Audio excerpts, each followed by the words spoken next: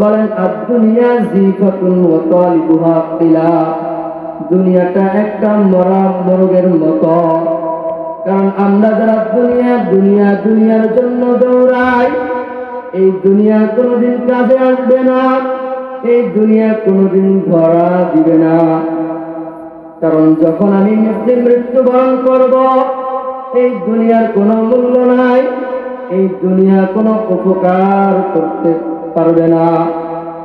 কারণ মানুষ তো ওইটার পিছনে দৌড়ায়, মানুষ তো ওইটার পিছনে ছুটে। মানুষ আমরা এরকম হয়ে গেছি, আমাদের দুনিয়া কামাইতে হবে, আমাদের দুনিয়া অর্জন করতে হবে। আল্লাহর বিধান আমরা বাদ দিয়ে শুধু দুনিয়ার পিছনে ছুটছি। আল্লাহ তাআলা বলেন কুল্লু নাফসিন যায়িকাতুল মাউত। আল্লাহ রাব্বুল আলামিন বলেন আমি দুনিয়ার জমিনে মানুষ পাঠাইলাম, আমি দুনিয়ার জমিনে বনি আদম পাঠাইলাম। এমন কোন প্রাণী নাই, এমন কোন জীব জন্তু নাই আমি রব তাদেরকে মৃত্যু দেই নাই। যখন হায়াত নামক নিয়ামতটা শেষ হয়ে যাবে, আমি রব্বুল আলামিন ফেরেশতাদের মাধ্যমে তাদের রূহ আমি বের করে নিয়ে যাব। আহারে মুসলমান, মৃত্যু কতই যন্ত্রণাদায়ক, মৃত্যু কত বড় একটা ভয়ানক একটা শাস্তি। যদি আমার আপনার জীবনে যদি একবার আসতো, যখন যার সামনে মৃত্যু আসে সে তখন এমন ভাবে হাওমাও করতে থাকে, এমন ভাবে ছটফট করতে থাকে। আজরাইল আলাইহিস সালাতু ওয়াস সালাম যখন আয়েশা আমার আপনার দরবারে এসে হাজির, আমি আপনি যদি আজরাইলকে বলি ও ভাই আজরাইল, আমি তো সবে মাত্র বিয়ে করলাম, আমি আমার স্ত্রীর সাথে সময় কাটাইতে পারি নাই, আমি আমার শ্বশুর বাড়ির সময় দিতে পারি নাই, ও ভাই আজরাইল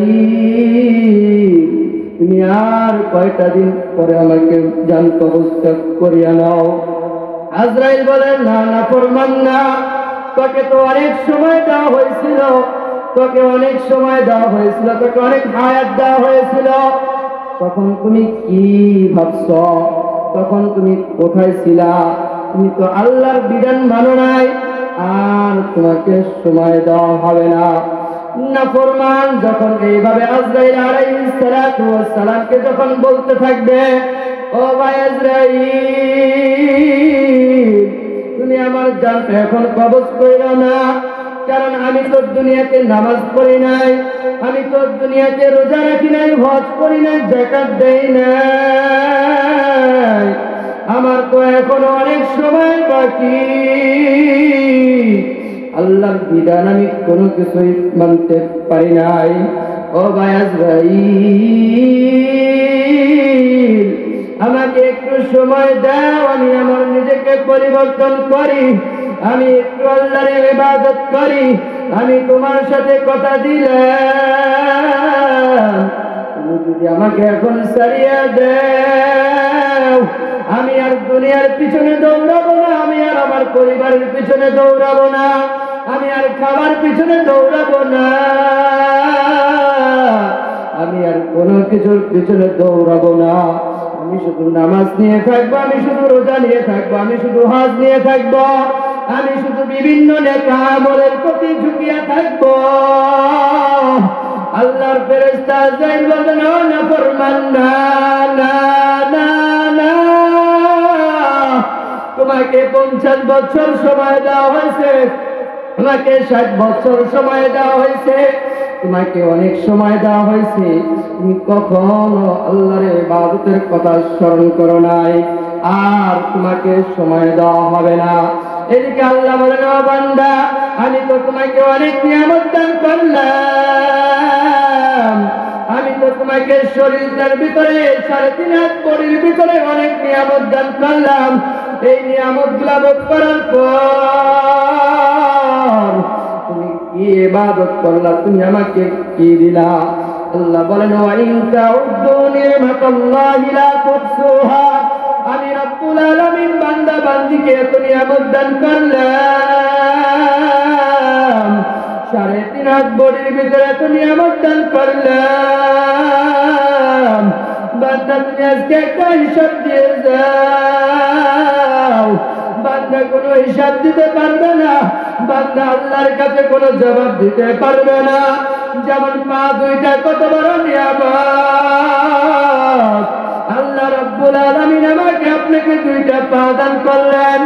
এই পা দুইটা কত বড় নিয়ামত ওই ব্যক্তি উপলব্ধি করতে পারে যে ব্যক্তির আল্লাহ তাআলা দুইটা পা দেয় নাই, যে পা দিয়ে এখনো পর্যন্ত আল্লাহর জমিনে হাঁটতে পারলো না, যে পা দিয়ে এখনো পর্যন্ত আল্লাহর ঘর মসজিদে যাইতে পারলো না, যে পা দিয়ে এখনো পর্যন্ত এই যে ধর্মীয় মাহফিলে আসতে পারলো না। এমন মানুষ অনেক আছে যার জন্মের থেকে দুইটা পা নাই। ওই ব্যক্তিকে যদি আল্লাহ জিজ্ঞাসা করে, ওই ব্যক্তির সাথে যদি আমাকে দাঁড় করায় আর যদি বলে আল্লাহ, আল্লাহ যদি বলে ওই যে ব্যক্তিকে আমি রব্বুল আলামিন পা দেই নাই, ওই ব্যক্তি আমি রবের ইবাদত করতে পারলো, আমি রবের গোলামি করতে পারলো, আমি আল্লাহর ইবাদত করতে পারলো, আমি তোকে দুইটা পা দিলাম, তোর পা দুইটা দিয়ে সচল পা দিয়ে তুই যদি ইচ্ছা করতি আমি আল্লাহর ঘর মসজিদে যাবি, তুই মসজিদে যাইতে পারতি। তোর পা দুইটা দিয়ে তুই যদি ইচ্ছা করতি তুই আল্লাহর কোরআন শিখার জন্য যাবি, তুই আল্লাহর কোরআন শিখার জন্য যাইতে পারতি। তোর পা দুইটা দিয়ে তুই যদি ইচ্ছা করতি তুই জালিসুর রহমান বেহেশতের বাগানে ওয়াজের ময়দানে আসবি, এই পা দুইটা দিয়ে তুই ইচ্ছা করলে আসতে পারতি। কিন্তু আমি তোকে দুইটা পা দান করার পর এই পা দিয়ে তুই আল্লাহর ঘর মসজিদে যাও নাই, এই পা দিয়ে তুমি আল্লাহর কোরআন শিখার জন্য যাও নাই, এই পা দিয়ে তুমি নেক আমল করার জন্য যাও নাই, এই পা দিয়ে তুমি গানের ময়দানে গেছো, এই পা দিয়ে তুমি গুনাহের কাজ করার জন্য গেছো, এই পা দিয়ে তুমি বিভিন্ন অশ্লীল কাজ করার জন্য গেছো। আল্লাহ যদি হিসাব চায় আব্দুল করিম, ও আব্দুল সত্তার, ও আব্দুল জব্বার, আজকে পা দুইটা হিসাব দিয়ে যা। আমাদের কারো ক্ষমতা নাই পায়ের হিসাব দেওয়া। শুধু তাই নাই রে বাবা, হাত কত বড় একটা নিয়ামত ওই ব্যক্তি উপলব্ধি করতে পারে। যেই ব্যক্তির আল্লাহ তাআলা হাত কাইরা নিছে, ওই ব্যক্তি যদি হাজারো চেষ্টা করে তার এই দুইটা হাত দিয়ে সে একটা জিনিস পাঞ্জা ধরবে, এই দুইটা হাত দিয়ে একটা পাঞ্জা ধরবে। আল্লাহ যদি তার হাত দুইটা কাড়িয়া নেয়, এই হাত দিয়ে আর কোনোদিন কোনো কিছু ধরতে পারবে না। কেন? আল্লাহ তার হাতটা কাড়িয়া নিছে। এই হাত দিয়ে আপনি কি করছেন? আল্লাহ যদি বলে আব্দুল করিম, এই তোকে দুইটা হাত দিলাম, সচল দুইটা হাত দিলাম, এই সচল হাত দিয়ে তুমি কি ভালো কাজ করছ? কয়জন মানুষের উপকার করছ, কয়টা নেক কাজ করছ এই হাত দিয়া? এই হাতের হিসাবটা দিয়ে যাও। আজকে তো আমি আপনি আল্লাহর হাত পাওয়ার পর, আল্লাহর বানানো নিয়ামত দেওয়ার পর এই হাত দিয়ে কত অন্যায় করলাম, এই হাত দিয়ে কত মানুষের জিনিস না ধইরা খাইলাম, এই হাত দিয়ে কত মানুষের উপরে জুলুম করলাম, এই হাত দিয়ে কত মানুষকে আমি আঘাত করলাম। যে নির্দোষ, যে দোষ করে নাই, যে অপরাধ করে নাই, আমি একটু ক্ষমতাবান হওয়ার কারণে আজকে আমার হাতটা আজকে ওই যে অসহায় ব্যক্তির উপর আমি থাবা মারলাম, ওই অসহায় ব্যক্তির উপর আমার হাত দিয়ে আঘাত করলাম। যে ব্যক্তির অপরাধ নাই, নির্দোষ, আল্লাহ যদি বলে ও বান্দা, তাকে আমি দুইটা হাত দিছিলাম, তাকে ক্ষমতাও দিছিলাম, এই ক্ষমতার অপব্যবহার করছ। যে ব্যক্তি অপরাধ করে নাই ওই ব্যক্তিকে তুমি অন্যায়ভাবে আঘাত করছ। কেন করছ? হিসাব দিয়ের সামনে অগ্রসর হও। আমরা কেউ হিসাব দিতে পারবো না। শুধু তাই নয়, তাই নয়, তাই নয়, আল্লাহ রাব্বুল আলামিন আমাকে আপনাকে এই যে দুইটা চক্ষু দান করছেন, এই চক্ষু দিয়ে যদি তাকাই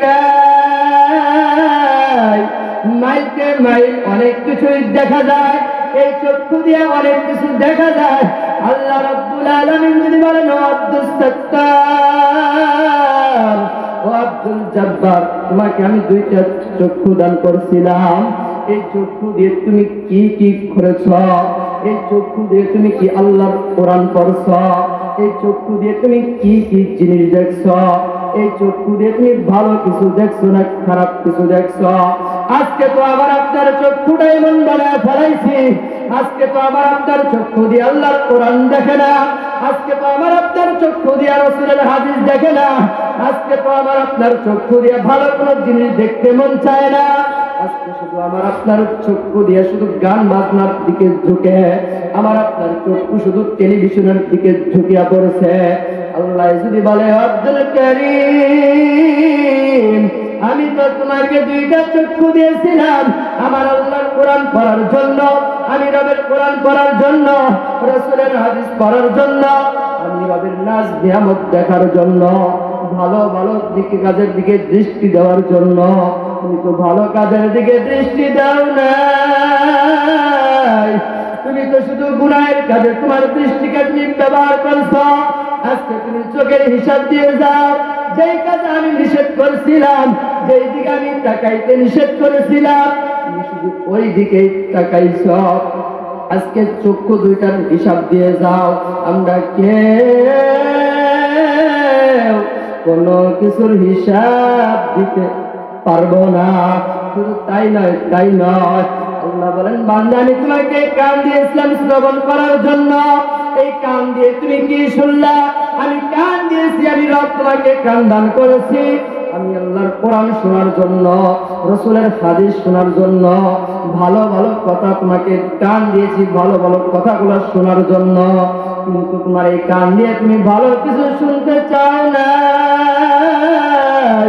এই কান দিয়ে তুমি শুধু হেডফোনটা লাগাইয়া গান শুনছো, এই কান দিয়ে তুমি আজকে টিভির সামনে বসিয়া ওই অশ্লীল ছবিগুলো দেখছো, আর এই কান দিয়ে তুমি শ্রবণ করছো, এই কানের মাধ্যমে তুমি শুনছো।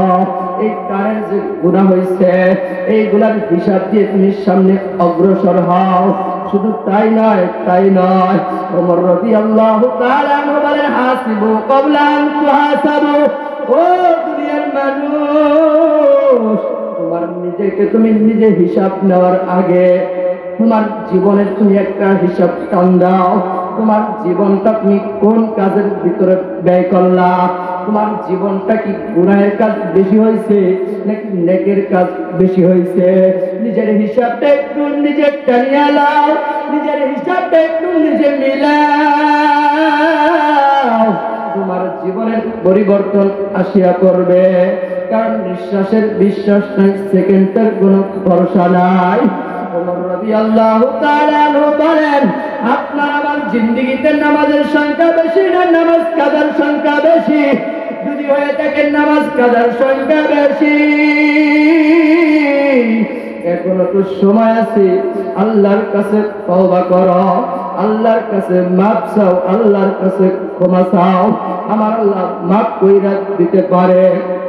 যদি আমার আপনার জীবনে যদি এরকম হয়ে থাকে, আমার এই হাত দিয়ে আমার অন্যায়ের কাজের সংখ্যা বেশি, ভালো কাজের সংখ্যা কম, আল্লাহর কাছে তওবা করিয়া নেন, আল্লাহর কাছে মাফ চান, আমার আল্লাহ মাফ কইরা দিতে পারেন। যদি আমার আপনার পায়ের সংখ্যা গুনাহের কাজে হাঁটিয়া হাঁটিয়া তার সাক্ষী দেয় বেশি, এখনো সময় আছে, আল্লাহর কাছে মাফ চান, আল্লাহর কাছে ক্ষমা চান। আরে আমার জিন্দেগিটা তো, আমার জীবনটা তো, আমার যৌবনটা তো গুনার কাজে বেশিরভাগ কাটছে। এক সময় আমার গালে কোনো দাড়ি ছিল না, এখন দাড়ি আইসা পড়ছে। এক সময় দাড়ি আসার পর এই দাড়িগুলো কালো ছিল। আপনার জীবনটা একটু চিন্তা করিয়া দেখেন, আপনি আমি কোন দুনিয়ার পিছনে দৌড়াই, যে দুনিয়া কোনোদিন আপন হবে না, যে বিবি আমার কোনোদিন আপন হবে না, যে মা আমার জন্য কোনোদিন আপন হবে না, যে শাশুড়ি আমার জন্য আপন হবে না। জীবনটা একটু হিসাবটা মিলিয়ে দেখেন। একদিন তো দাড়িগুলো কালো ছিল, আজকে বয়সের কারণে দাড়িগুলো পাকিয়ে গেছে। এমন তো একদিন সময় আসবে আল্লাহ রাব্বুল আলামিন আমাকে দুনিয়াতে পাঠাইছেন। আমার বাবাও তো দুনিয়ার জমিনে ছিল, আমি আমার চক্ষু দিয়ে আমার বাবাকে দেখছি, আমি আমার মাকে দেখছি, আমি আমার দাদাকে দেখছি, আমি আমার নানাকে দেখছি। কই তারা আজকে কই? আজকে তো আমার মতো আমি দুনিয়াতে বসবাস করতেছি, তারা তো আজকে আমাদের মাঝে আর নাই। ওই যে বাস বাগানে কবরস্থানের ভিতরে তাদেরকে রাখিয়ে আসছি, 3.5 হাত মাটির ভিতরে তাদেরকে রাখিয়ে আসছি। কোনদিন ইচ্ছা করলেও ওই কবর থেকে উঠে এসে সামনে দাঁড়াইতে পারবে না। আমি তো ওই কবরস্থানের দিকেই রওনা হব। আল্লাহ তো আমাকে আপনাকে হায়াত দিয়ে দুনিয়ার জমিনে পাঠাইছেন, মৃত্যু বরণ করতে হবে। আহারে দুনিয়া কোনো কিছুই না, দুনিয়া সব কিছু ধোঁকা। আল্লাহর রাসূল সাল্লাল্লাহু আলাইহি ওয়াসাল্লাম যখন মৃত্যু বরণ করবেন, তার আগ মুহূর্তে তার সমস্ত বিবিদেরকে নিয়ে বলছেন, আমি তো আর দুনিয়াতে থাকতে পারবো না, দুনিয়াটা থাকার সুযোগ নাই। দুনিয়াতে থেকে দুনিয়ার জমিন থেকে তো কোনো না কোনো ভাবে চলিয়া যাইতে হবে। ফাতেমা রাদিয়াল্লাহু তাআলা আনহা বসিয়া কান্না করে, আর মায়ের নবীকে ডাক দিয়া বলতেছে, ইয়া রাসূলুল্লাহ, আপনি যদি দুনিয়ার জমিন থেকে বিদায় নিয়ে যান, আমি ফাতেমা তো দুনিয়ার জমিনে থাকতে পারবো না। আম্মা জান্নাত ফাতেমাকে বুঝায়, ফাতেমা বুঝ মানে না। আল্লাহ রাসূল সাল্লাল্লাহু আলাইহি ওয়াসাল্লামকে যখন আম্মা জান্নাত ডাকিয়া বলল, ইয়া রাসূলুল্লাহ, ফাতেমা তো কোনোভাবে কান্না বন্ধ করতেছে না। ফাতেমার কাছে যখন আল্লাহর নবী দিয়া বললেন, হে ফাতেমা, তুমি কি জন্য কাঁদো? তোমার কি হয়েছে তুমি আমাকে বলো। ফাতেমা ডাক দিয়া বলতেছে, আব্বু, আপনি দুনিয়ার জমিন থেকে চলে যাওয়ার পর আমি ফাতেমা দুনিয়ার জমিনে ভালোভাবে থাকতে পারবো না। আল্লাহ রাসূল বললেন, ফাতেমা কোনো টেনশন করো না, আমি যদি মারা যাই, আমি মারা যাওয়ার 6 মাস পর তুমি আমার কাছে চলে আসবা। ফাতেমা রাদিয়াল্লাহু তাআলা আনহা কান্না বন্ধ করে দিলেন। আম্মা জান্নাত ডাক দিয়া বলল, ইয়া রাসূলুল্লাহ, ইয়া হাবিবাল্লাহ, আমরা কয়েকজন ফাতেমাকে বুঝাইলাম, ফাতেমা কোনোভাবে কান্না বন্ধ করলো না। আপনি এমন কি বললেন? ফাতেমা কান্না বন্ধ করিয়া দিল। রাসূল কোনো কিছুই বললেন না। মাস গুনাহ আরম্ভ করে দিলেন। এদিকে আল্লাহর নবী দুনিয়ার জমিন থেকে বিদায় নিয়ে চলে গেলেন। ফাতেমা মাস গুনে 1 মাস, 2 মাস, 3 মাস, 4 মাস, 5 মাস, 6 মাস যখন পূর্ণ হইল, আলীকে ডাক দিয়া বলতেছে, স্বামী, আমি তো আর দুনিয়াতে বেশিক্ষণ থাকতে পারবো না। কারণ যেদিন আল্লাহর নবী আমার বাবা জান দুনিয়ার জমিন থেকে বিদায় নিয়ে চলে গেল, আমি ওই দিন কান্না করতেছিলাম। আমার বাবা আমাকে বলেছিল, সে মৃত্যুবরণ করার পর 6 মাস পর আমি ফাতেমা দুনিয়ার জমিন থেকে বিদায় নিয়ে চলে যাব। আহারে ফাতেমা দুনিয়ার জমিন থেকে বিদায় নিয়ে চলে যাবেন। আলী ডাক দিয়া বলতেছেন, বিবি আমার, এই কথা তো তুমি আমাকে কোনোদিন বলো নাই, হঠাৎ করে তুমি কেন বলতেছ? ফাতেমা ডাক দিয়া বলতেছে, স্বামী,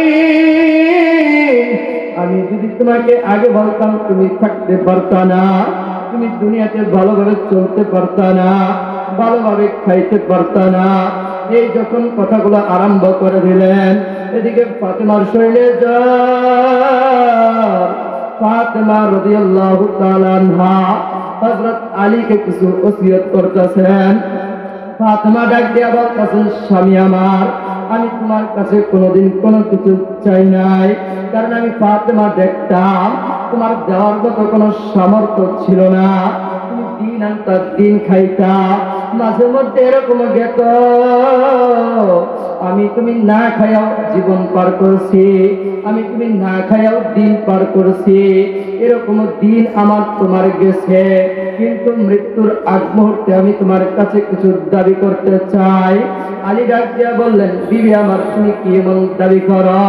ফাতেমা রাদিয়াল্লাহু তাআলা আনহা আলী রাদিয়াল্লাহু তাআলা আনহুর কাছে ডাক দিয়া বললেন, স্বামী আমার, আমি যদি মৃত্যু বরণ করি, তুমি আমাকে রাত্রে দাফন কাফনের ব্যবস্থা করবা, তুমি রাত্রে জানাজার কাজ সম্পন্ন করে ফেলবা, তুমি কাউকে জানাইবা না।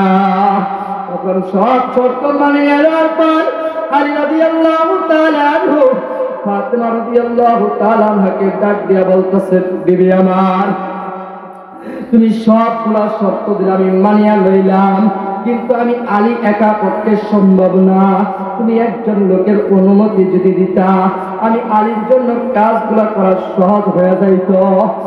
ফাতেমা রাদিয়াল্লাহু তাআলা আনহা একজন লোকের অনুমতি দিলেন, আবু যার গিফারী রাদিয়াল্লাহু তাআলা আনহুর অনুমতি দিলেন। এইদিকে ফাতেমা রাদিয়াল্লাহু তাআলা আনহার শরীরের ভিতরে জ্বর উঠে গেল। ফাতেমা রাদিয়াল্লাহু তাআলা আনহা দুনিয়ার জমিন থেকে বিদায়। হযরতে আলী রাদিয়াল্লাহু তাআলা আনহু হযরতে হাসান হুসাইনকে ডাক দিয়া বলতেছে, যাও আবু যার গিফারীকে ডাকে নিয়ে আসো, তোমার মাকে রাত্রে দাফন কাফনের ব্যবস্থা করতে হবে। আবু যার গিফারীকে যখন ডাকা হইল, আলী রাদিয়াল্লাহু তাআলা আনহুর কাছে আসা মাত্রই আলী রাদিয়াল্লাহু তাআলা আনহু ডাক দিয়া বলতেছে, আবু যার, আমার বিবি ফাতেমা হাসান হুসাইনের মার দুনিয়ার জমিনে নাই।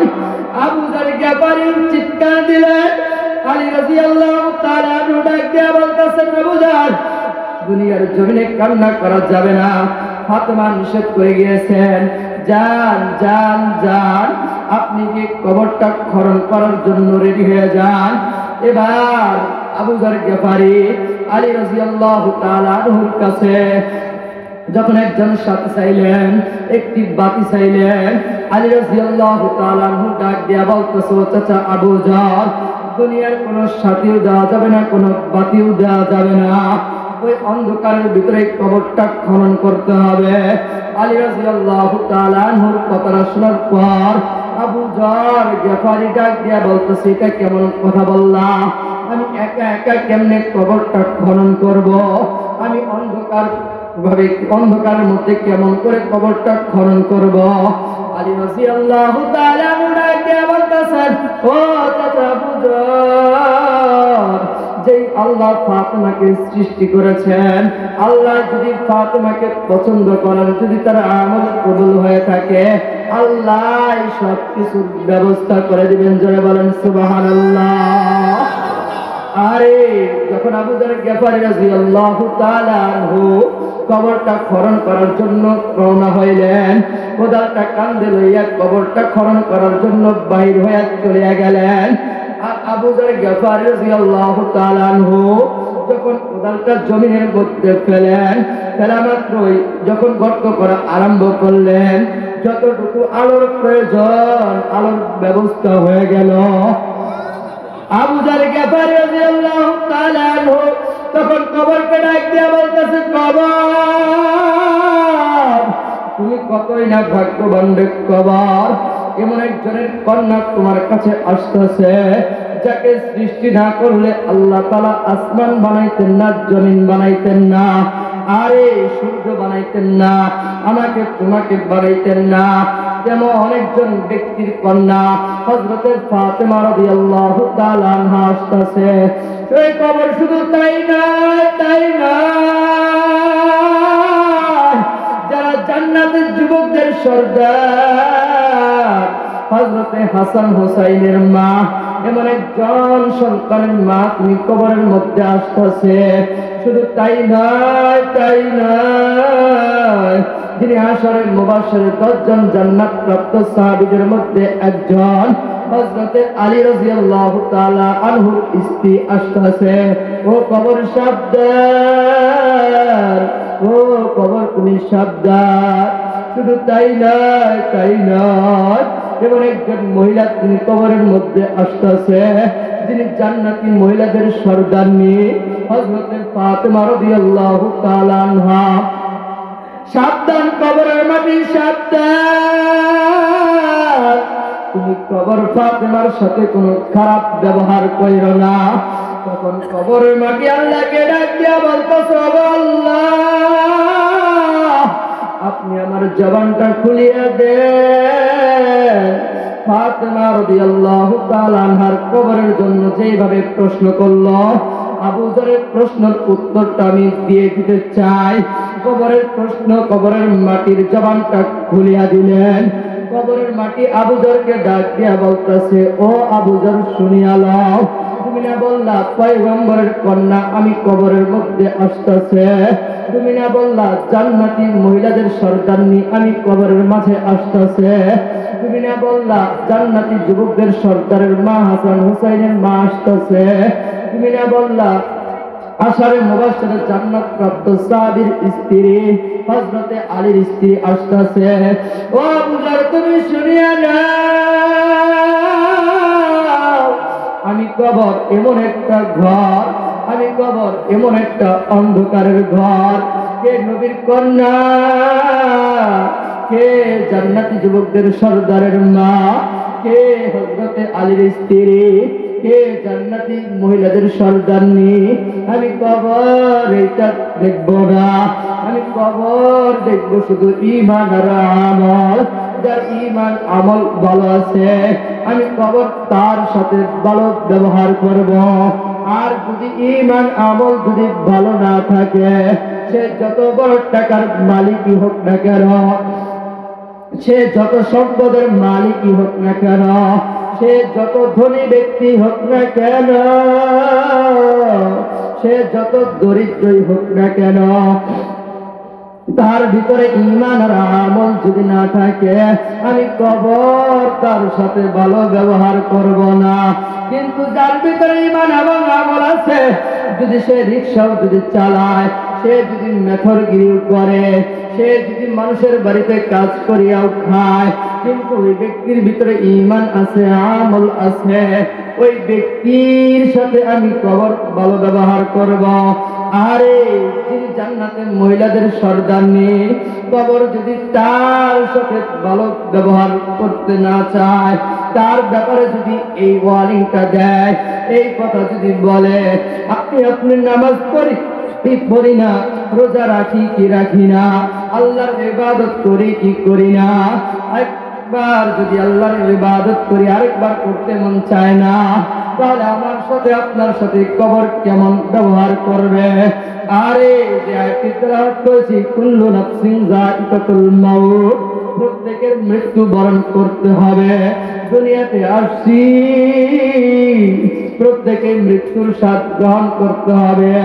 আল্লাহর রাসূল বলেন, যে ব্যক্তি প্রতিদিন মৃত্যুর মুরাকাবা করবে, মৃত্যুর মুরাকাবা যখন করবে, ওই ব্যক্তির দ্বারা কখনো গুনার কাজ হতে পারে না, ওই ব্যক্তির দ্বারা কখনো অন্যায় হতে পারে না। আসেন না দিলটাকে নরম করিয়া, দিলটাকে জান্নাতের দিকে রুজু করিয়া, চোখের পানি ফেলিয়া, চোখটা একটু 10টা মিনিটের জন্য বন্ধ করিয়া, মাথাটা নিচের দিকে দিয়া একটু মৃত্যুর মুরাকাবা করে, এই যে এখানে আসছি, এখান থেকে বাড়ি পর্যন্ত যাইতে পারবো এর কোনো গ্যারান্টি নাই। সকলে চোখটা বন্ধ করিয়া মাথাটা একটু নিচের দিকে করিয়া দেন, আর মনে মনে খেয়াল করেন, এখনো তো আজরাইল আইসা আমার রূহটা বের করে নিয়ে যাইতে পারে। কিছুক্ষণ আগে তো আমার চক্ষুটা খোলা থাকার পর আমি দেখলাম আমার ডানে বসছে কে, আমার বামে বসছে কে, আমার সামনে কে, আমার পিছনে কে, আমার সামনে বসিয়ে কে আলোচনা করতেছেন, যারা শুনতেছেন, সব কিছুই আমি দেখলাম। কিন্তু এখন চক্ষুটা বন্ধ করিয়া আমার 2 হাত সামনে কি আছে তাও তো দেখতে পারি না। এত সুন্দর লাইট, এত সুন্দর আলোর ব্যবস্থা, চক্ষুটা খোলা থাকলে সব কিছু ঝকঝকাট দেখা যায়, কিন্তু চক্ষুটা বন্ধ করা মাত্রই আর দুনিয়ার কোনো আলো দেখা যায় না, আমার সামনে কে বসছে তাও তো চেনা যায় না, সব তো অন্ধকার আর অন্ধকার। চক্ষুটা বন্ধ করিয়া দিলটা নরম করিয়া মনে মনে ভাবেন এখনো তো আজরাইল আইসা আমার জানটা বের করে নিয়ে যেতে পারে। আরে আজরাইল আলাইহিস সালাতু ওয়াস সালাম যখন আসবে, আল্লাহ রাসূল বলেন যখন কোন নাফরমানের রূহটা কবজ করার জন্য আসবে, নাফরমানের রূহটা বের হতে চাইবে না। যখন জাহান্নামের সবগুলা সিনারি তার সামনে উঠায়া ধরা হবে, ওই নাফরমানের রূহটা শুধু চটপট চটপট করতে থাকবে আর শুধু বলবে ভাই আজরাইল তুমি আমাকে আর কিছুদিন সময় দাও, আমি বুঝি নাই আমি দুনিয়াতে নেক আমল করি নাই, তুমি আমাকে আর কিছুদিন সময় দাও, আমি আল্লাহর ইবাদত করব, আমি আল্লাহর ঘর মসজিদ পর্যন্ত যাব, আমি আর গুনার কাজ করব না, আমি নেকের কাজ ছাড়ব না।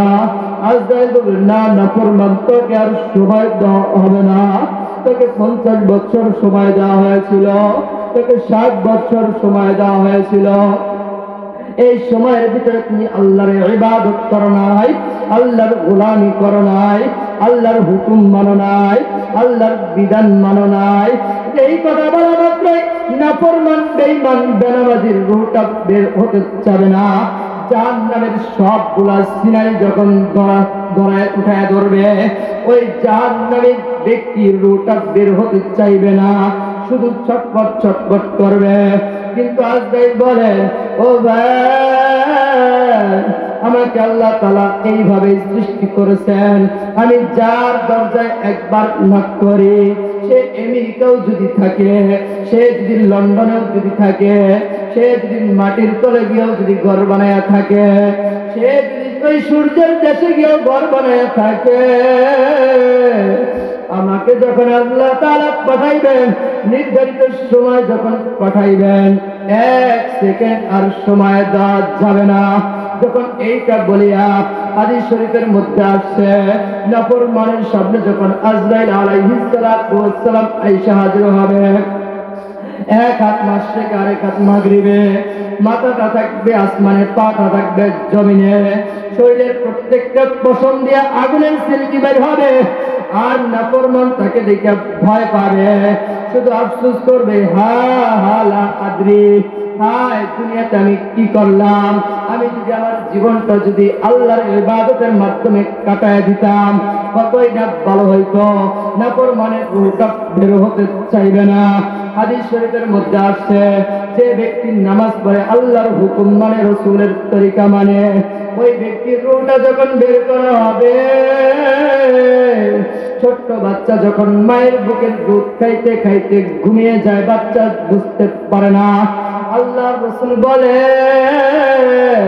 যখন কোন মুমিন বান্দা বান্দির রূহটা বের করা হবে, মুমিন বান্দা বান্দি বুঝবে না তার রূহটা বের হয়ে যাচ্ছে। তার সামনে যখন জান্নাতের সিনারি গুলো যখন উঠে ধরা হবে, মুমিন ব্যক্তির রূহটা বলবে ভাই আজরাইল আমি তো একটা অন্ধকারের ভিতরে ছিলাম, আমি তো একটা মানুষের খাঁচার ভিতরে বন্দী ছিলাম, তুই জান্নাত জান্নাত দেখা যায়, তুই জান্নাত জান্নাতের নিয়ামত গুলো দেখা যায়, তাড়াতাড়ি আমাকে ওই জান্নাতের নাজ নিয়ামতের মধ্যে নিয়ে যাও। এইভাবে যখন মুমিন বান্দা বান্দির রূহটা কবজ করা হবে, আর মুমিন বান্দা বান্দির রূহটা জান্নাতের দিকে চলিয়া যাইবে। আরে আজরাইল তো এখনো আমার আপনার জানটা কবজ করে নিয়ে যাইতে পারে।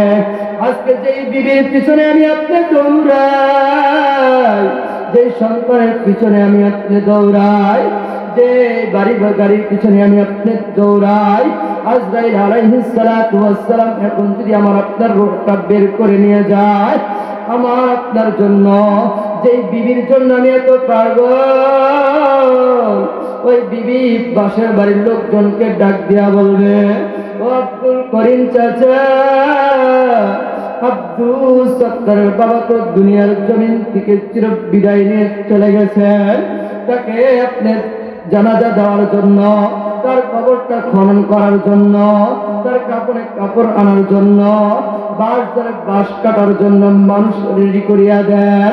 যখন আমি আপনি মৃত্যুবরণ করব, মৃত্যুবরণ করার সাথে সাথেই একদল লোক যাবে কাপড়ের দোকানে, একদল লোক যাবে কাপড় দোকানে কাপড়ের কাপড় আনার জন্য, আরেকদল লোক যাবে বাঁশ কাটার জন্য, আরেকদল লোক যাবে গরম পানি দেওয়ার জন্য, আরেকদল লোক যাবে বড়ই পাতা ছিঁড়ার জন্য, জীবনের শেষ গোসল দেওয়ার জন্য। আর আরেকদল লোক যাবে আমার আপনার জন্য জানাজার কাজ সম্পূর্ণ করার জন্য ব্যস্ত হয়ে যাবে। যে বিবির পিছনে আমি এত দৌড়াই, আমি আপনি মৃত্যুবরণ করার কারণে আমার আপনার রোটা বের হওয়ার পর আর তারা কোনো মূল্যায়ন করতে চাইবে না। আমি দেখব সবাই আইসা কান্না করবে।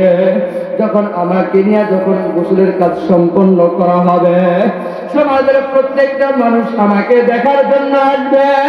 মানুষ একটু আফসোস করবে, মানুষ একটু চোখের পানি ফেলবে। আর যখন কবরটা খনন করা শেষ হয়ে যাবে, জানাজার কাজ সম্পূর্ণ যখন হয়ে যাবে, চারজন লোক যখন আমাকে কাঁধে করে কবরস্থানের দিকে নিয়ে রওনা হবে, আমি আপনি ভাবব দুনিয়া তো আবার কে কিছু দিল না। মনে মনে একটু ভাবেন, যদি আমি এখন মারা যাই, আমার সাথেও তো একই ব্যবহার করা হবে। আমার বাবা যখন মারা গেছে, আমার দাদা যখন মারা গেছে, আমার দাদা যখন আমার নানা যখন মারা গেছে, আমার নানার সাথে যেই ব্যবহার করা হয়েছে, আমার বাবার সাথে যেই ব্যবহার করা হয়েছে, আমি যদি এখন মারা যাই, আমার সাথেও তো একই ব্যবহার করা হবে। আরে যখন আমাকে কাঁধে করিয়া কবরস্থানের দিকে চারজন রওনা করবে, আমি আপনি তখন ভাববো চারজন মনে হয় আমি কবরের সাথী হবে। যখন কবরস্থানের পাশে আমার লাশটা যখন রাখা হবে, তিনজন লোক যখন ওই কবরের মধ্যে নামবে, আমি শুধু আফসোস করবো চারজনের মধ্যে একজন চলে গেল, এখন তো মনে হয় তিনজনই আমার সাথে যাবে। আরে যখন তিনজনের মধ্যে থেকে একজন উঠিয়া যাবে, একজন যখন উঠিয়া যাবে, তখন আমি শুধু ভাববো আরে শেষ মুহূর্তে আমার কাছে তিনজন ছিল, এই তিনজনের ভিতর থেকেও তো একজন উঠিয়া গেল, আর কিছুক্ষণ পর আরেকজন উঠিয়া যাইবে। তখন শুধু আমি আফসোস করব আরে দুইজন উঠিয়া গেল, আরেকজন বাকি আছে। যখন সব কিছু কাজ যখন সম্পূর্ণ হয়ে যাবে, ওই লোকটাও যখন উঠা পড়বে, তখন শুধু আমি তাকায়া থাকবো। আর এক শ্রেণীর লোক বলবে মিনহা খালাকনাকুম ওয়া ফিহা নুঈদুকুম ওয়া মিনহা নুখরিজুকুম তারাতান উখরা। কিছু লোক আমার উপরে মাটি চাপা দিবে, আর আমি শুধু ভাববো আরে চারজন তো আমাকে কাঁধে কইরা নিয়ে আসলো, একজন তো আমার সাথে গেল না, একজন তো আমার সফর সঙ্গী হইল না। একে একে সবাই তো কবর থেকে উঠিয়া পড়লো। আর পর্দার আড়ালে মা গো, ও আব্বা জানেরা গো, এখানে যারা বসছেন ও আব্বা জানেরা গো, আপনাদের দুইটা পায়ে হাত দিয়া বলে সামনে তো আমার আপনার এইরকম দিন আসতেছে, দুনিয়াতে এমন কোন যানবাহন নাই আমি আপনার চলি নাই। যদি সামর্থ্য হয়ে থাকে কত মানুষ আছে বিমানেও সফর করেছে, কত মানুষ হেলিকপ্টারেও সফর করেছে, কিন্তু আমার আপনার মসজিদের পাশের মসজিদে এমন একটা যানবাহন অপেক্ষা করতেছে, কারণ কারো জন্য অপেক্ষা করতেছে। দুনিয়ার যানবাহন চালাইতে গেলে একজন মানুষ লাগে, একজন ড্রাইভার লাগে, তেল লাগে, পেট্রোল লাগে, মোবিল লাগে, অনেক কিছুর প্রয়োজন হয়। কিন্তু ওই যে যানবাহনটা আমার আপনার জন্য মসজিদে অপেক্ষা করতেছে, ওইটার কোনো তেলও লাগে না, পেট্রোলও লাগে না, কোনো কিছুই লাগে না। যদি আমার আপনার নামাজ নিয়ামতটা একবার বাড়ি হয়ে যায়, বের হওয়া মাত্র ওই যানবাহনের জীবনে একবার চড়ার সুযোগ হয়, দ্বিতীয়বার আর চড়ার সুযোগ হয় না। আরে এখনো সময় আছে, এখনো সময় আছে, আল্লাহর হুকুমটা মানেন। দুনিয়ার জমিন থেকে আমি আপনি কি নিয়ে রওনা হইলাম? দেখেন না একটু চোখের পানি ফলানো যায় কিনা। ওমর রাদিয়াল্লাহু তাআলা আনহু জান্নাত প্রাপ্ত সাহাবী, জান্নাত প্রাপ্ত সাহাবী, জান্নাতের গ্যারান্টি পাওয়ার পর ওমর রাদিয়াল্লাহু তাআলা আনহু কান্না করে করে এই গালের ভিতরে দাগ ফলায় ফেলছেন। তার সঙ্গে বলে, ও গো ওমর, তুমি আপনি আল্লাহর কাছে দোয়া করেন, আল্লাহ তাআলা আপনার গালের দাগগুলো দূর করিয়া দেন। ওমর রাদিয়াল্লাহু তাআলা ডাক দিয়া বলতেছে, আমি তো দুনিয়াতে এমন কোনো আমল করতে পারি না, আমার তেমন কোনো নেক আমল নাই, আমি কি নিয়ে আল্লাহর দরবারে দাঁড়াবো? এই যে কাঁদতে কাঁদতে চোখের পানি ফেলে দিয়েছি, এই দাগগুলো যে হয়েছে, আমি দাগগুলো আল্লাহর দরবারে পেশ করব। আল্লাহকে বলবো, আল্লাহ, আল্লাহ যদি আমি ওমরকে জিজ্ঞাসা করে, ও ওমর, তুমি কি নিয়ে আসছো দুনিয়াতে, কি নিয়ে রওনা হয়েছিল, কি নিয়ে আসছো? তখন আমি যেন আল্লাহকে বলতে পারি, আল্লাহ, আমি তো কিছুই নিতে পারি নাই, আমার কোনো আমল নাই, আমার কোনো বন্দেগী নাই। এই যে দেখেন, আপনার জাহান্নামের ভয়, আপনার জাহান্নামের ভয়, আপনার জান্নাতের আশায় আমি ওমর সর্বক্ষণ কান্না করতে করতে চোখের মধ্যে দাগ ফেলায় ফেলছি, গালের মধ্যে দাগ ফেলে ফেলছি। আল্লাহ, আমি আর কিছুই নিয়ে আসতে পারি নাই, চোখের পানি নিয়ে আসছি। মায়া করে একবার আল্লাহকে ডাক দেন না, বলেন না আল্লাহ, আর মায়া করে ডাক দেন না, বলেন না আল্লাহ। আমার মাওলাকে যদি একবার মাওলা বলিয়া ডাক দেন, আমার মাওলা কলিজা ঠান্ডা হয়ে যায়। দুনিয়াতে সন্তান যখন মাকে মা বলিয়া ডাক দেয়, বাবাকে বাবা বলিয়া ডাক দেয়, ওই মা যদি সন্তানের প্রতি রাগ করে, সন্তান যদি বিদেশের বাড়িতে থাকে, অনেক বছর পরে সামনাসামনি হয়ে যখন মাকে মা বলিয়া ডাক দেয়, মার কলিজা ঠান্ডা হয়ে যায়। মা যদি সন্তানের প্রতি রাগ করে, হঠাৎ করে মাকে মা বলিয়া ডাক দিলে মার কলিজা ঠান্ডা হয়ে যায়। আরে বন্ধুর সাথে বন্ধুর দ্বন্দ্ব লাগলে, বন্ধুকে যখন বন্ধু বলিয়া ডাক দেয়, বন্ধুর কলিজা ঠান্ডা হয়ে যায়। আমি আপনি তো আল্লাহকে ভুলিয়া গেছি, আল্লাহ তো আমার আসল বন্ধু। এই আল্লাহকে ভুলি আমি আপনি দুনিয়ার মানুষকে বন্ধু বানাইছি, দুনিয়াকে আপন কইরা নিছি। পথ হারাম মানুষ যদি একবার আল্লাহকে মাওলা বলিয়া ডাক দেয়, আল্লাহ বলিয়া ডাক দেয়, চোখের পানি ফালিয়া যদি আল্লাহকে একবার আল্লাহ বলে ডাক দিতে পারো, আমার আল্লাহ ফেরেশতাদেরকে নিয়ে গর্ব করে, ফেরেশতাদেরকে বলে, ও ফেরেশতারা দেখ, তোরা তো বলছিলি বনি আদম বানাইতে নিষেধ করেছিলি, আমার বনি আদম আমি রবকে রব বলিয়া ডাকবে না, আমি আল্লাহকে আল্লাহ বলিয়া ডাক দিবে না। বুঝে দেখ, কুঠি বয়রা ফজল শেখ সাহেবের বাড়িতে বসিয়া, জান্নাতি মজমার মধ্যে বসিয়া আমি মাওলাকে ভুলে নাই, জবান খুলে ডাক দিয়ে বলেন না আল্লাহ। দুই হাত তুলে দেখান মাওলা, দেখান ওগো মাওলা। আর মায়া করে একবার ডাক দেন না, বলেন না আল্লাহ। মায়া সহকারে ডাক দিয়ে বলেন না আল্লাহ। আল্লাহ, আপনি তাকায় দেখেন, আপনার এই বান্দাগুলো আপনাকে ভুলে নাই। আল্লাহ, এমন একটা দিন আসবে মাওলা, যেদিন আমার আপনার সন্তানগুলো ভুলিয়া যাইবে, সন্তান বাবাকে ভুলিয়া যাবে, বাবা সন্তানকে ভুলিয়া যাবে। আরে যে মাকে আমরা এত ভালোবাসি, যে মা আমাকে এত ভালোবাসে, ওই মাও তো এমন একদিন সময় ভুলিয়া যাইবে। আল্লাহ, এমন একদিন সময় আসবে যেই দিন কেউ কাউকে চিনবে না। আল্লাহ, ওই দিন আপনি আমাদেরকে বইলা যায়েন না। আল্লাহ, আপনার বান্দারা তওবা করতেছে, জীবনে অনেক নামাজ কাজা করছে, জীবনে অনেক হারাম খাইছে, জীবনে অনেক সুদ খাইছে, জীবনে অনেক ঘুষ খাইছে, জীবনে অনেক নাফরমানি করেছে, জীবনে অনেক জেনার কাজ করছে। আল্লাহ আপনার বান্দারা তওবা করতেছে, জীবন আর অন্যায় করবে না, জীবনে আর ইসলাম থেকে বিচ্ছিন্ন হবে না। আল্লাহ জীবনে আর দাড়ির ভিতরে বেরেট লাগাইবে না। আল্লাহ আপনার বান্দা বান্দীদেরকে আপনি কবুল করেন। আল্লাহ আপনার জান্নাতের সঠিক রাস্তা দেখায় দেন। আল্লাহ যে পথে চললে আপনি রাজি খুশি থাকবেন, আল্লাহ প্রত্যেককে ওইভাবে চলার তৌফিক দান করেন। সকালে দিল থেকে বলেন আল্লাহুম্মা আমিন। মোহতারাম হাজিরিন, আল্লাহ রাব্বুল আলামিন আমাদের প্রত্যেককে ইসলামের সঠিক পথে চলার তৌফিক দান করে সকলে বলেন আমিন। আখির দাওয়ানা আলহামদুলিল্লাহি রাব্বিল আলামিন।